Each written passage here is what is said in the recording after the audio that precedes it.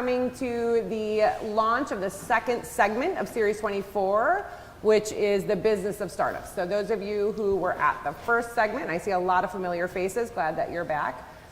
You know that Series 24 is a series of 24 educational panel-style events to help entrepreneurs in the community understand some of the resources available and some of the hurdles and information you'll need to build a successful business. So the first segment was called Let's Talk About Money. We talked a lot about venture capital, angel funding, commercial lending, grants, things that you need to know as you're raising money for a company. So this segment, the business of startups, will be what it sounds like, the nuts and bolts of building the business piece of your startup. And we started kicked that off with company formation because we feel like it's really important to get that right from the start. So we built a fantastic panel. I'm very excited to introduce these folks to you. So we'll start with Craig Burns. So Craig is a managing member of Marshall, Melhorn, and Toledo. He has a BA from Miami University, a JD from the University of Virginia, and an MBA from the University of Toledo. Craig's clients range from startups to middle market companies to Fortune 500 companies. He counsels businesses in strategic matters throughout their life cycles, startups, expansions, acquisitions, joint ventures, divestitures, restructurings, and even breakups. Those are probably the worst, right? He especially enjoys working with startups and learning about them. So thank you, Craig, for being here. Then we have Bret Clark from Weber O'Brien. So Bret is a graduate of the University of Toledo and a partner with Weber O'Brien, which is a locally owned public accounting firm in Sylvania, Ohio. Weber O'Brien employs approximately 40 professional and administrative staff and serves closely held clients in a wide range of industries.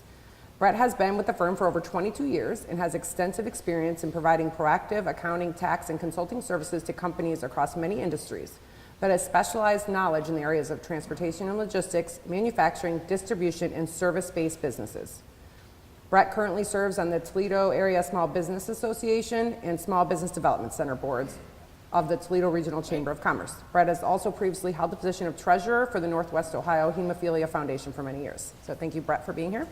And then Bill Wersell at the end, which I bet a lot of you who are building businesses have met Bill. So he is the VP and SBDC director at the Chamber of Commerce. Bill joined the Chamber as a consultant in 2000 and now is the director of the Small Business Development Center. He is a certified business advisor and designated by the Ohio SBDC program. To further assist SBDC clients, Bill has regular interaction with economic development officials from the City of Toledo and Lucas County. He chairs a monthly manufacturer roundtable to help evaluate the needs of the owners of small to mid-sized employers. He also is a local liaison from the SBA district office in Cleveland. Wersell arranges a lenders roundtable and SBA training program for veterans and small business owners. Bill brings with him extensive career in retail management, first for his family business and then later for his own business. Bill is a graduate of John Carroll University. So thank you all. I'm really excited because I appreciate the different perspectives that you guys will all bring to this conversation. So those of you who are new, just a bit of structure for you. I'll ask each of the panelists 2 questions in no particular order, but they may all respond at times, and then we'll open it to questions afterward. So we will start with Craig. Okay, so Craig, there are many types of entity structures out there, which we've all heard and can be overwhelming to a founder. Can you give a brief overview of the most common types? Sure. I'd say the most common ones, ranging from least complicated to more complicated, would be sole proprietorship, a general partnership, corporation, either C corporation or S corporation, and a limited liability company. A sole proprietorship, if one person just goes out and starts a business and you don't do anything, you're a sole proprietor whether you mean to be or not. So that's the simplest. It's not always the best, though, because you have personal liability for anything the business does. Second would be if 2 people go out and form a business together and they don't do anything, don't register in any way, you're a general partnership. A general partnership is you can form it without doing anything, but it also has some disadvantages because if there are 2 of you, you're both jointly and severally liable for everything the business does. So you're kind of personally guaranteeing everything that the business does, and most people don't want to do that. it can also be complicated and a little more complicated in terms of decision making, structure. The taxes are a bit more complicated as well. Corporation, it's easy to form a corporation, and there's some the state corporation statutes provide kind of default rules that apply unless you change them, so that's relatively straightforward. With a corporation, you do get limited liability. In many cases, you're not going to be responsible for debts of the business. With a corporation, you can either be a regular C corporation, where the corporation pays taxes and you don't unless you get wages or dividends, or you can be an S corporation. An S corporation means when the corporation makes money, the shareholders pay the tax rather than the corporation. So the corporation doesn't pay tax, the shareholders do. That's attractive to a lot of businesses. It's a little more complicated, but sometimes it's better to form a limited liability company. A limited liability company gives you ultimate flexibility. You can you can structure a limited liability company to mimic pretty much any other form of entity. You have the limited liability that you have with a corporation. You have flexibility, and you also, as I said, you can arrange it in pretty much any different way. So you've got more flexibility, but the flexibility adds some complication. You need a little more detail in your organizational documents than you would otherwise. There are other types of entities out there, nonprofit corporations, limited partnerships, trusts. You don't see those very often, especially in the startup space. So it's possible to use those, but those are a lot less common. Is there a more common one that a typical startup would start up with? A lot of startups are generally going to be limited liability companies or corporations, and we'll talk a little bit more later about different types of corporations. But yeah, corporations and LLCs are usually the most common. And I'd say of the two, I'd give the nudge to LLCs. I think LLCs provide a lot of flexibility, and those are probably the one that's usually my go-to if there's a startup business. Good. Okay, thank you. So Bret, as a CPA, can you give us your perspective on company structures, their effect on the company's financial and tax structure in the future? Sure, I'll try and follow along with kind of what Craig laid out. So sole proprietorship, fairly easy to do as far as the tax aspects of it. What it does is it creates a separate form on your individual tax return. So it's called a Schedule C. So that captures your business activities, which flows through to you personally. So anything that you do within your business is basically attached to your individual tax return. So we see that fairly commonly. Some of the pitfalls for that type of arrangement are keeping your business separate from your personal affairs. So sometimes when you're starting out, you're doing anything you can do to survive. You're paying bills, and wherever there is money, you're paying bills out of whatever checking account you have. Good rule of thumb is to get separate bank account perhaps for that entity and running your business through that. Come tax time, trying to separate that is going to give you a lot of less headaches, when you're giving it to your tax preparer rather than just giving them a box of receipts or something like that. So sole proprietor will just go on your personal tax return. Limited liability company, we see these fairly commonly being set up. It's fairly easy to do. If it's just you as a sole proprietor, limited liability, single member LLC owner, it acts in the same fashion. However, you have that legal protection. However, if you have a partner in your business, then it becomes a separate tax return that gets prepared. It's a Form 1065, so there's a separate tax return for each of the entities that you might be associated with, and each of you as partners would have a form which is generated off of your business income or loss, and then that goes into your personal tax situation. In both those instances, the liability is flowing through to the owners of those businesses.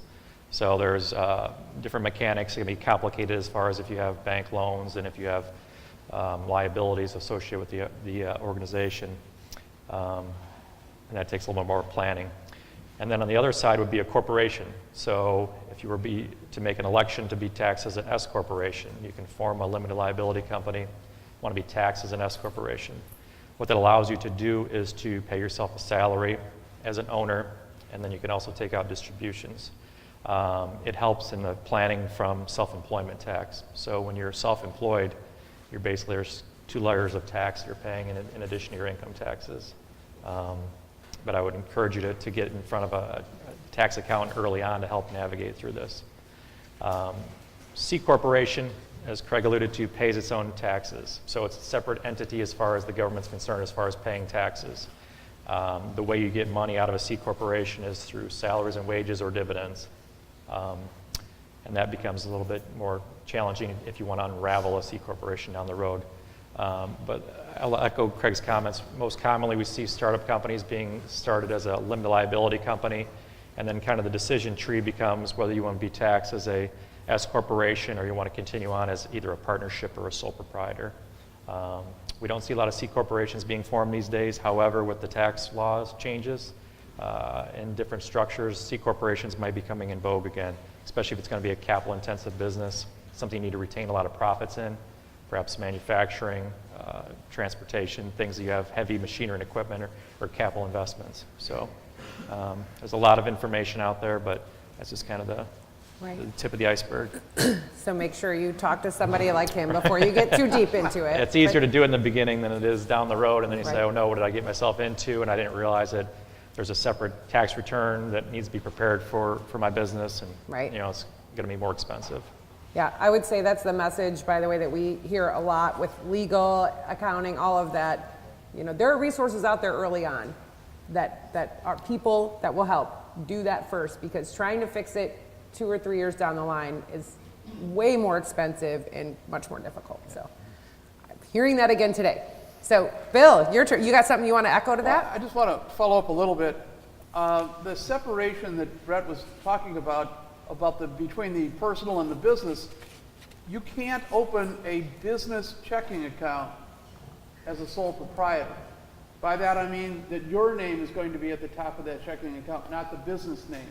So if you're going to open up and you want to start to separate in your bookkeeping, you want to separate your personal expenses and revenues from the business, then the bank or credit union, as they're setting up the checking account, will require that you have an LLC at minimum and an EIN number. And the EIN number separates your Social Security number away from the business and allows that reporting number to be the EIN. The EIN is a no-cost number from the IRS. We have seen people go to online providers and pay up to $175 to get an EIN number from the IRS. So it's a very simple process. Anyone can do this. It's an online request. The other separation in consideration here in Ohio is that you, as the owner of an LLC or a shareholder in an LLC, can opt out of BWC coverage for yourself in the state of Ohio. If you're a C corporation, then you're an employee of the C Corp, and by rights here in the state, because we have our own BWC program, Bureau of Workers' Compensation program, the shareholders is considered employees and must be covered by BWC in the state of Ohio. So it could be an extra expense that you would accrue just because you would have a C Corp, and all the people in the management would have to be covered by BWC, and it may not be necessary for most of those people. So those are all parts of the consideration that you have to take into effect when you're developing the entity. Yeah, thank you. You kind of got into your question a little bit. So there's a lot of words that people hear, or a lot of phrases that they might not know what it means. So can you just maybe a few acronyms out there, tell us what they are, like EIN, DUNS, things like that. Let me start with SBDC. Shameless plug. Go ahead. It is a shameless plug. SBDC is Small Business Development Centers, and I am the director of the one at the Toledo Regional Chamber of Commerce. But we are a national program provided by the SBA. Funding is through the SBA, and we're regulated by the State of Ohio Development Services Agency. So our job is to provide consulting, and we focus on finance down at our office at the Toledo Chamber. We work Lucas and Wood County predominantly. But the EIN number is the employer identification number. That is the, like I said, that is the replacement for your social security number on all tax filings as you go forward. You will hear of DUNS numbers, which is basically a Dun & Bradstreet number that will be associated with your business as it grows so that other entities can find out about you. Acronyms are just part of the life in working with government and working in most businesses as well. There should be a glossary of them, but it'd be hundreds of pages long. So use your Google and try to figure out what that acronym really is and what it stands for behind there. Yeah. Thank you. Or go talk to Bill. He'll tell you. Yeah, I talk in acronyms all the time, unfortunately. All right, thank you. Okay, so Craig, back to you. How does a company decide which structure is best to select? And we covered it a little bit, but you can maybe get a little deeper. And then if their needs and activities change in the future, which they likely will, you know, how do they change that structure? And then just to kind of add on to that, like we all hear Delaware, right? What does that mean? Tell us a little about that too. So, Sure. Choosing which entity or which type of business to form. The first question is how many people are going to own the business. If it's just one person to start out, then your choices are sole proprietor, LLC, or corporation. So you don't want to use a sole proprietorship. While it's easy, it's you know, you don't want to be personally guaranteeing everything to do with the business. So that leaves LLC or corporation. I usually go with LLC because if you're a single member LLC, for tax purposes, you're still a sole proprietor. You don't have a separate tax return. It's the simplest way to do it. But Bret will tell you that it's on Schedule C of your tax return rather than having a separate tax return. But you have that limited liability protection. And you also have a separate entity. So if you add investors later on, you can do that with an LLC. You can also do that with a corporation. But I like having tax as a sole proprietorship if it's just you in the beginning. It's easier to deduct losses if you are, you know, if you don't make money, and most startups don't start out making a lot of money. I also don't usually pay a lot of attention to taxes when we're initially forming, because you can always start small and change the type of entity later. And you know, if you're losing money or if you're making a few $1,000s, whether the tax rate is 21% or 29% on, you know, on a couple $1,000 doesn't make it as much of a difference as it will later on. Now, if you start out with a single member LLC, you can always go into a C corporation or an S corporation later on. You can add members and have a multiple member LLC. So you've got a lot of flexibility, and it's not that difficult to change. Now, if you've got more than one equity investor, more than one founder involved, then you can't be a sole proprietor because there's more than one of you. You don't want to be a general partnership for the same reason you don't want to be a sole proprietor, only even more. You don't want to personally guarantee not only what you're doing, but what your partner is doing. So with a limited liability company or with a corporation, you've got limited liability in most circumstances. I say most because there are certain things where you're still going to be personally responsible whether you want to or not. You know, if you sign a lease, probably your landlord is going to want a personal guarantee. If you have employment taxes, chances are you're going to be personally responsible for those if those don't get paid. Sales taxes, you'll be likely personally responsible for those if those don't get paid. So I say in most cases, you have limited liability, but don't count on that as being an absolute. So then the choice is LLC or corporation. Again, it's easier to go from an LLC taxed as a partnership into a corporation, or to make an election to have that entity taxed as a corporation. So I like to start with something flexible and easy to get out of, and then if you want to get more complex later, you can certainly do that. You know, to the Delaware question, a lot of people in startups say, well, I hear I need a Delaware corporation, because the big companies in the Fortune 500, a lot of those are Delaware corporations. And if you talk to VCs, they say, oh, we only like to invest in Delaware corporations. And I think it's somewhat true, but probably a bit overblown. If you're an initial startup and you form a Delaware corporation, the annual fee to the state of Delaware and the fee you pay to an agent to represent you in Delaware are going to probably be around $4,000 a year. If you form an entity in the state of Ohio, it's $99 up front and then nothing after that unless you do something different. So you can save probably $4,000 a year. If it takes you 3 years to get to the point where you're going to have a VC come in and that VC insists on a Delaware corporation, then you've saved 12 grand through your startup phase. And I want to mention this really delicately. Some startups aren't going to get to that phase where they need a VC. Either, hopefully you'll do really well and you won't need that money, or if not, maybe you won't do so well and you don't get to that point. I don't recommend forming a Delaware corporation from day one unless you've got a big money investor who just insists on it. You can always start out small and change later. Right, so what would be the advantage to the Delaware Corp for those who don't know? Well, a Delaware corporation, tax-wise, is the exact same as an Ohio corporation. I mean, the federal government doesn't care where you're incorporated. The advantage to a VC, or if you do a public offering, is that investors, savvy investors are kind of around the country are kind of familiar with Delaware. They know what Delaware law does. The Delaware courts are seen as sophisticated in dealing with corporate governance issues if you wind up in a lawsuit.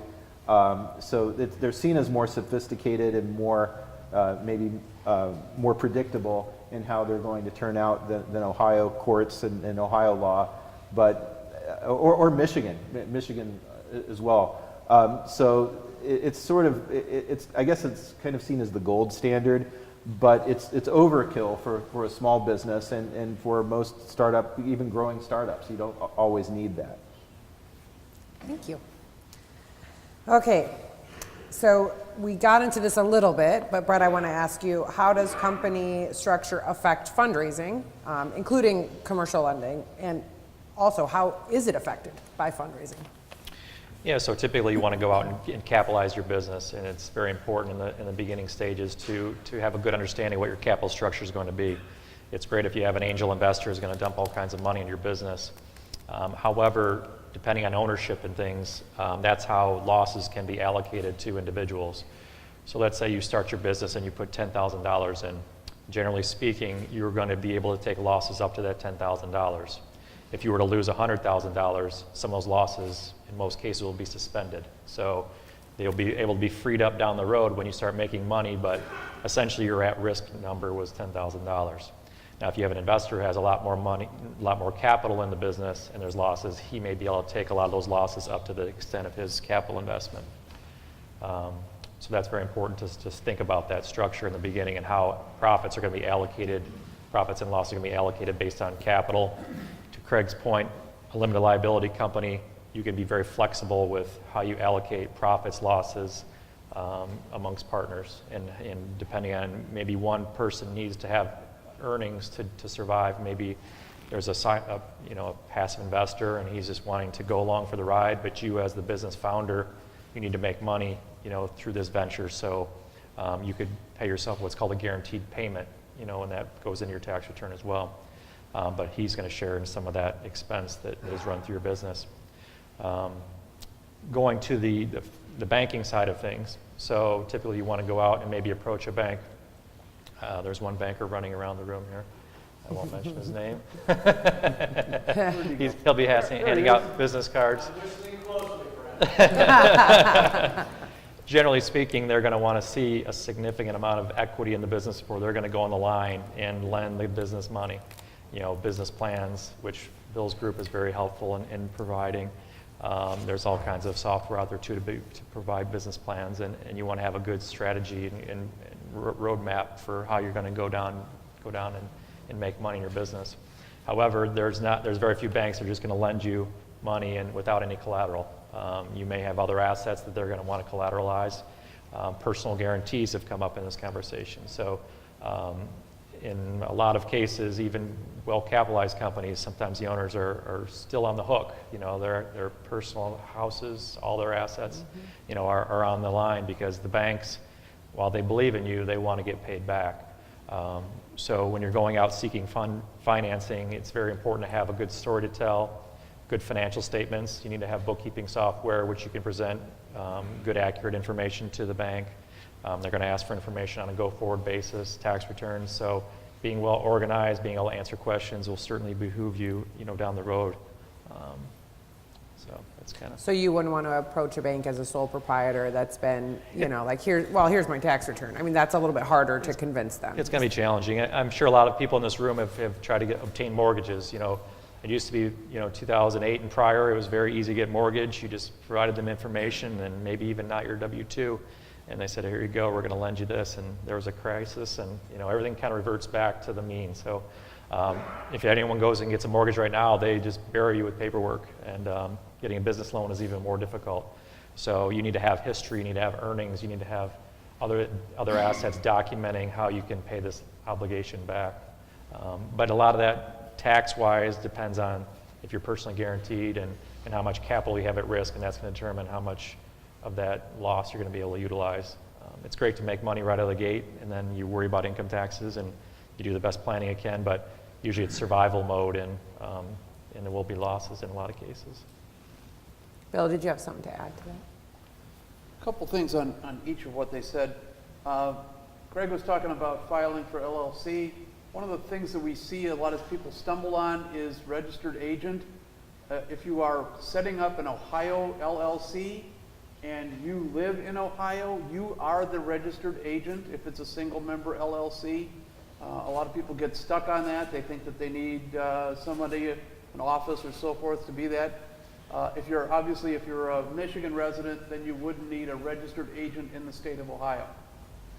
The other thing on starting up is filing for, making sure that you are filed for unemployment tax obligations and sales tax obligations if your product or service is sales taxable.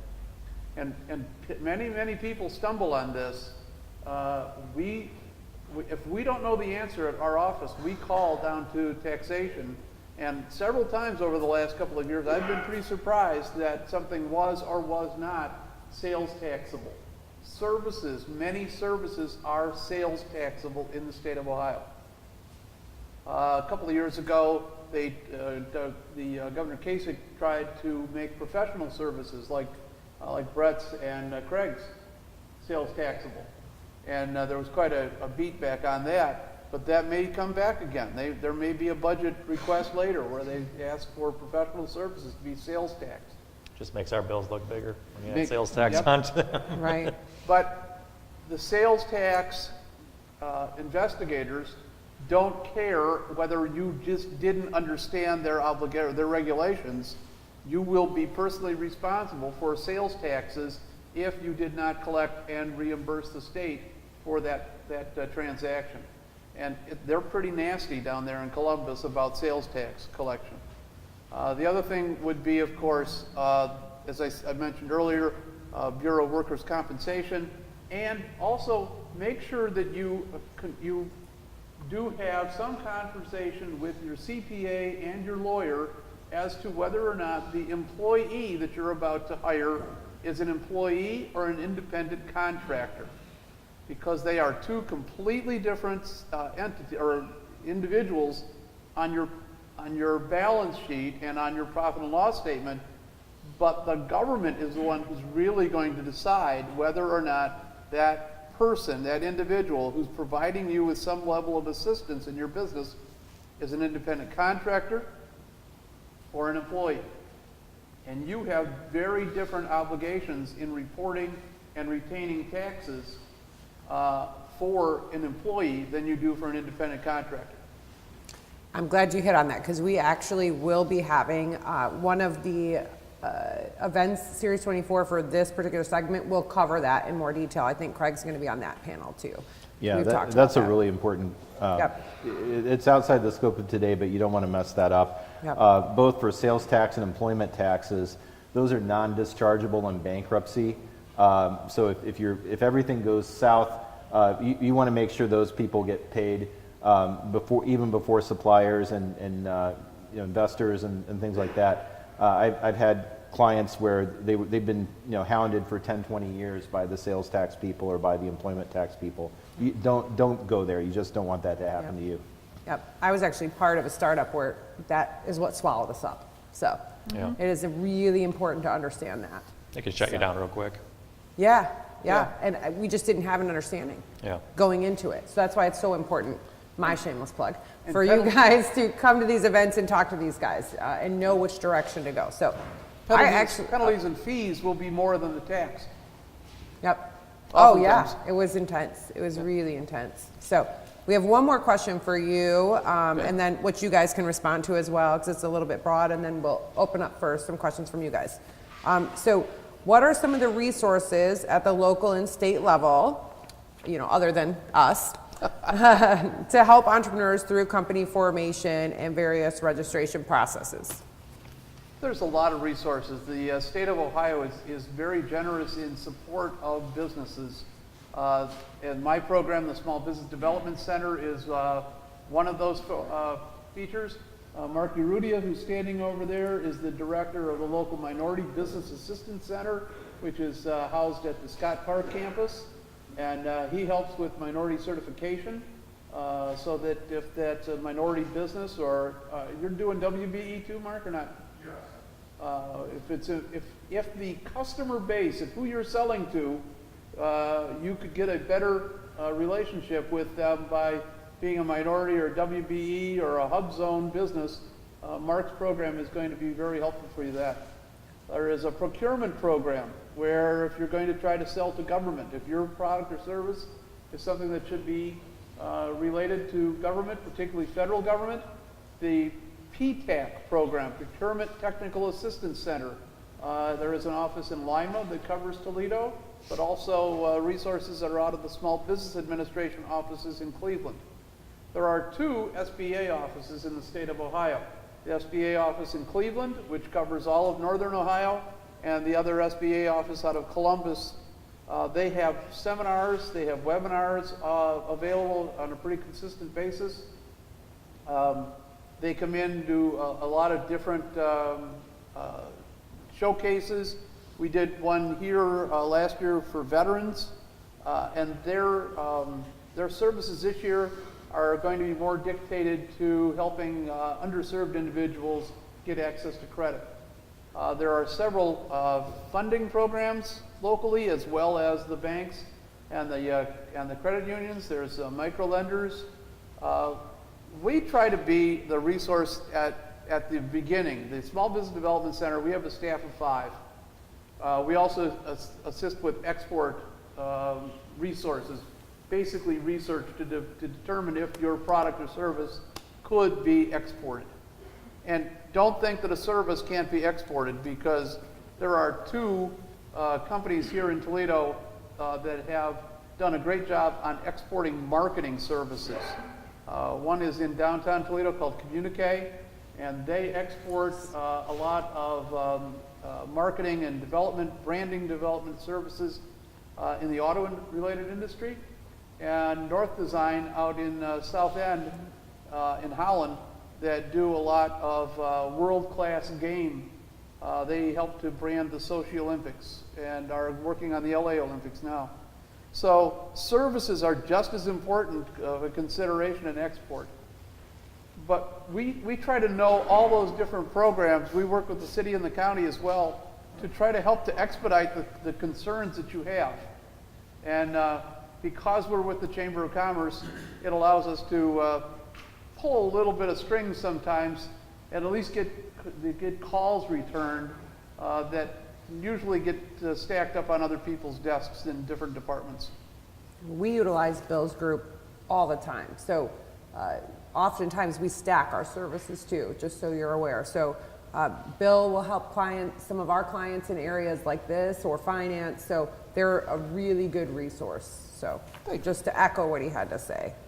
Do you guys have anything to add that you've seen, any other services for especially, early, I know we have little things like you can go on the state website and there is like a doing business in Ohio packet, which we have if you want a copy, and it walks you through, if you're just going to do a simple LLC, how to do it. But other resources like that you guys are aware of to share at all? Yeah, I would start out, yeah, if somebody asked me this question in the vacuum, I'd start out with the SBDC. Say, get a good business lawyer, get a good tax accountant. Beyond that, if your business is food related, there's a test kitchen in Bowling Green that has, you can't make stuff in your kitchen and go sell it because it's not a commercial kitchen, but they have a commercial kitchen that, I had a client that was making salsa, and they went from making it in somebody's kitchen to making batches in the test kitchen where they could ramp up the scale and also be certified for sale in supermarkets. So if it's food related, that's a good resource.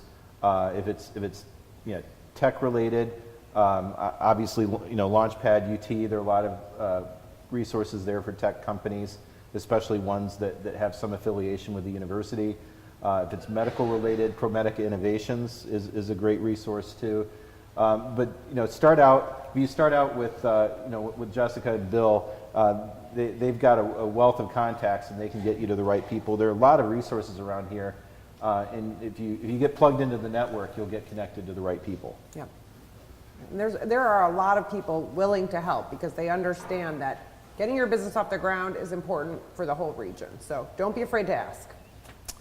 Do you guys have anything else that you want to add before we open it up to questions? Anything that we missed? Do you think it's important given the overview? No? Okay. I don't hear from them. All right. I know there's got to be questions because this is a really complicated topic. All right. Lon. I'll throw blood in the water and maybe get a dunce cap back, but I organized as an LLC in the state of Michigan maybe 10 or 15 years ago. I have not done anything to maintain that registration. It still exists. The bank accepts it. The Better Business Bureau accepts that proof of registration and organization. But now I'm in Ohio, and I wonder if I need to do anything. First off, Michigan requires annual reports. And if you haven't done anything with the company in 10 years or more, you're probably way behind on your annual report, so you may have to catch up on those. They list me as not in good standing in the state of Michigan. Well, there you have it. there's a sign. So that's probably relatively I mean, you could just let that die and start over. It costs $99 filing fee to start an Ohio LLC. I mean, it's simple, it's cheap. So you could just let that one die and start a new one, or you could reinstate that one. Now, can you use a Michigan LLC to do business in Ohio? Yes, but then you're supposed to register the Michigan LLC to do business in Ohio. If your headquarters is here, if you're operating out of Ohio, then you need to qualify to do business here, and then you've got an annual report you need to file in Ohio. In that situation, I'd probably just forget about the Michigan one and start an Ohio one. If you're in Ohio with an Ohio LLC, you don't even need to file annual reports. If you have a Michigan LLC operating in Ohio, you've got to file annual reports in both states. I'd probably just start over. And the other thing is you also don't, if the Michigan LLC had a claimant show up, somebody who claimed it owed them money or had a legal claim against them, I'd give them the Michigan LLC, say, fine, there's nothing in it, take it. My Ohio business is clean. So you don't want to cross-contaminate, if you will. Do you guys have anything to add? It also depends too, we see this a lot, because we're right here on the border, so it's very common to have an owner lives in one, state, and then they're operating their business in another state, and maybe even you're opening up into other states. So there's some complexity to, all these states are hungry for money, so you need to be careful as far as where you're conducting business. There's a term called Nexus.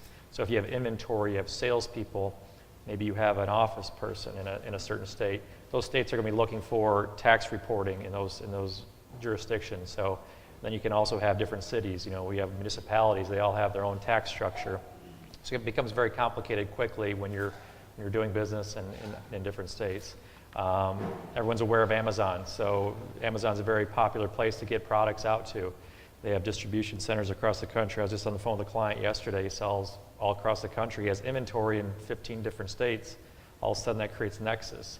So now they're forcing Amazon to turn over their their list of vendors, people selling goods, and all of a sudden, all those states are going to be sending letters to companies saying, hey, we realize that you're doing business in our state, now we want to get sales tax and income taxes. It's very complicated, and it's going to get worse and worse. Isn't there there's a multi-state sales tax organization that's trying to simplify it, isn't it? I haven't followed up too much on that lately. Yeah, it's probably a ways away, but right now they're going to capture a lot of people that probably don't have the wherewithal to be compliant in all these rules. And even this is a very large company; it's over $10 million in revenue, and so they're going to have to really get their arms around how do we record this information. But more to come on that. You start out, like there's different tiers of what they offer, and sometimes I'm not sure. Just get a number. Just get a number. Just get a number. free number. Yeah, get the free number for a startup. Don't spend a lot of money on that, because it's really, what they're looking for is reporting, financial reporting. If you don't have any financials to report, there's no reason to start to pay the money for the services yet. When do you recommend that you? When you're looking for either access to capital or investment capital.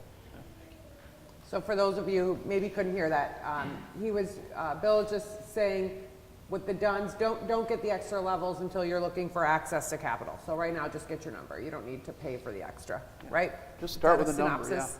Okay. Does someone? Yeah, so I think that the tax reform is going to affect everyone, whether you're a large earner or small starting out. So a couple things they did, they reduced the tax rates, so they dropped them down a little bit. They've also created a fixed C corporation rate. So, and Craig was talking about different entities. C corporations now used to be, the highest tax bracket was 35%, now it's a 21% fixed rate. So that's interesting for some companies that may have to have a certain amount of capital within their business. For small businesses, a pass-through entity tax, there's a 20% kind of deduction that comes off the top now, which is going to be interesting. One thing that they didn't change was the research and development credits. So they've really opened up Pandora's box with research and development. It's very interesting in that there's ways that you wouldn't even think you're being innovative, but if it's unique for you and your business, you can consider that to be research and development. Now there's a lot of steps along the way, but the U.S. is looking to be competitive globally, so they're looking as a way to kind of give back to companies that are bringing new markets, new products to market, new services to market. There's a lot of changes in the tax law, so they're trying to simplify it. I don't think they did achieve that goal by simplifying it, but there are some nice benefits in there as far as reducing some of the rates. Alternative minimum tax, maybe some of you have heard of AMT in the past. It was capturing a lot of lower earners, and they've relaxed that a little bit, so there'll be some relief there. I saw another hand. You have an LLC, you make $200,000, you have $100,000 worth of expenses. So would normally show up as $200,000 on the bottom of your Schedule C, go to your income. Are you saying that $100,000 will have a 20% deduction? So you've always been able to deduct that $100,000, so you pay tax on the net. So if your gross sales are $200, you have expenses, legitimate business expenses of $100, that brings your taxable income down to $100. Now they're giving you a 20% additional deduction on top of that, so you'd start paying tax on $80. There's a very simplified method, there's a calculation to it, but they're trying to bridge the gap between the C corporation rates and what the pass-through rates are, because otherwise everyone would rush out and form a C corporation, put themselves on payroll, and all of a sudden you're paying less tax to the government. So the vast majority of companies that are started today are either LLCs and S corps that are all pass-through entities. So the government knows this, and they're saying, okay, how do we kind of balance the two out, kind of thing. So that's why they gave the credit for the pass-through entities. I like how you said eligible or legitimate. Legitimate, yeah. I like how you put that in there. I got that too. That was a good one. But there's another tax that you're probably going to be more responsible for right at the very beginning as you're starting a business, and that's payroll taxes. Everything that we've been talking about so far have been income taxes. As you add an employee, you are responsible for payroll taxes and reporting. So if you're going to start to have staff, if you're the LLC owner or if you're the C Corp owner, well, more so the LLC, obviously. The first employee that you hire, you have a brand new relationship with all levels of government, all levels. And there is reporting obligations that have to be made on a quarterly basis. I would definitely recommend that you find a payroll service to assist you with this, because, and many of the accounting firms offer this as well, because it's not so much writing the check to the employee, it's making sure that you abide by all of the different taxes and reporting of those taxes to all the different entities that are going to collect income taxes off of the work of yourself and your employees. As Bret did kind of mention, there are municipalities that each want a share of the amount of work that that individual has done within that municipality. So if you've got a service-related business and you have technicians or service people who are going from community to community, the payroll service will help you to track what is the responsibility that that employee has to report to Sylvania, to Maumee, to Perrysburg, to the state of Michigan, to the state of Ohio. All of those things are so important, and they come back to haunt individual owners because you're not going to know all of the different tax-related payroll expenses that you're going to have to do and all the reports that you have to file. So work with your CPA, work with a payroll service to make sure that you get that going and developed as soon as you possibly can. Once again, penalties and interest will come back to haunt you if you make mistakes.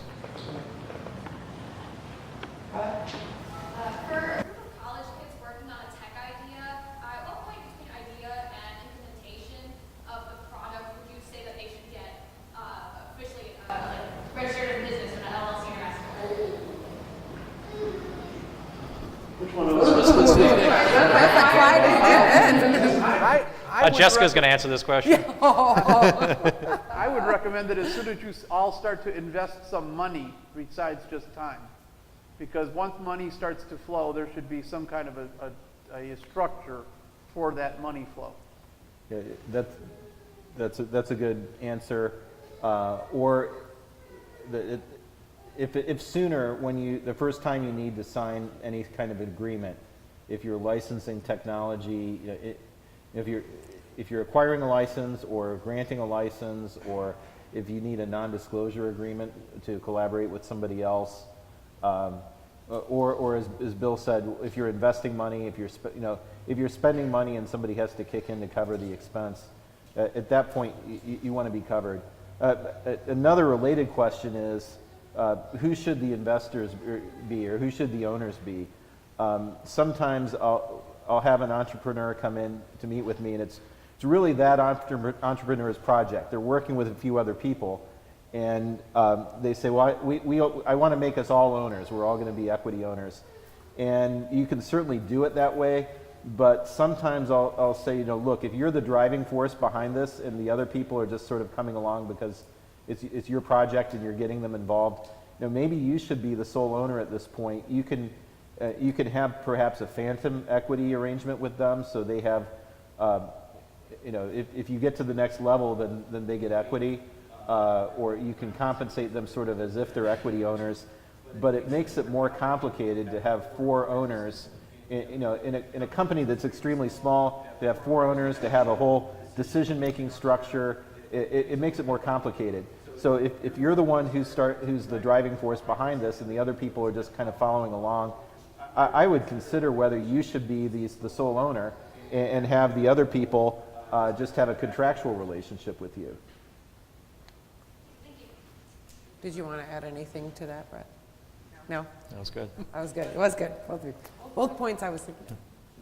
I have a question in regards to other resources that might be available for minority business owners.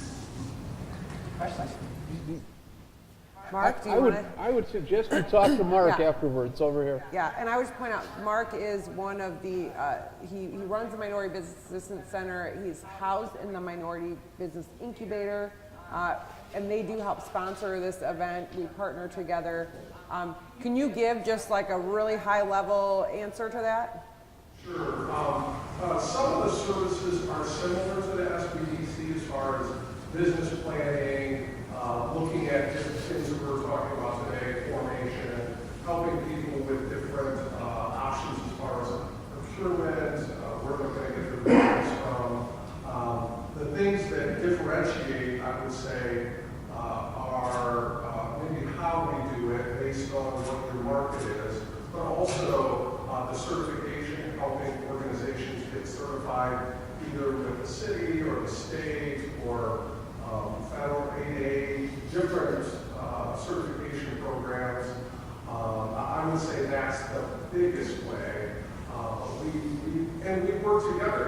We, as Jessica mentioned, we have clients that work with Jessica and Bill and PTAC, and we're all still involved to the piece that we are kind of the experts in.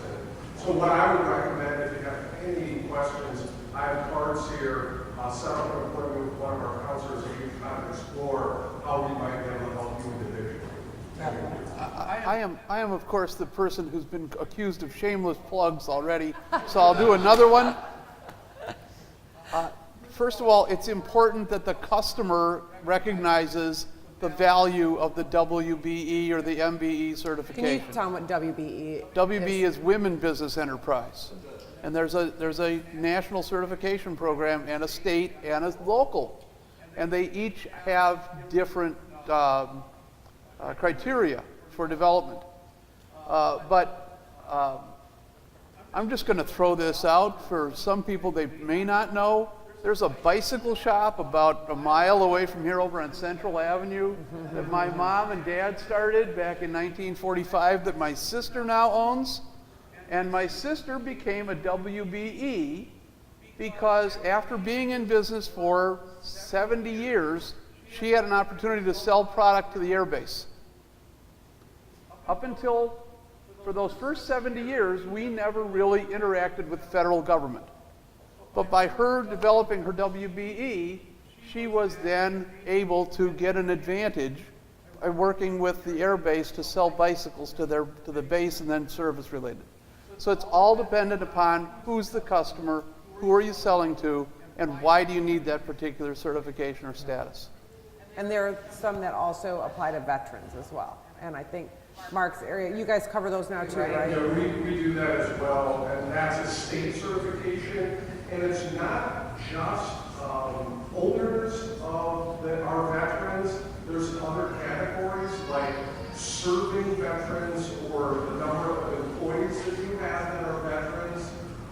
So it's a little wider than the normal WBE or MBE. It's who you serve, maybe who your employees are for veterans as well. So again, we can help you. Can you do you have enough cards with you? You could maybe put a stack by the sign-in sheet? Okay. So we have 5 minutes left. If anybody has maybe one more question we could take? Anyone? All right, Dave. If you start a business and you make it an LLC, oftentimes you have a lot of tax deductible expenses right away, but you may not have much revenue right away. So let's say if somebody started their business in a particular calendar year and had expenses and then the new year comes, are those expenses gone or how far back can you go?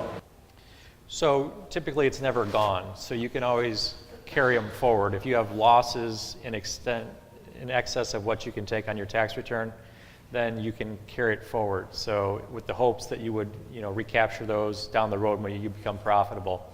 So they're generally speaking never gone. In a corporation, there's some different nuances to how long those losses will be able to be survived. But if it's an LLC, they're usually able to be taken down the road.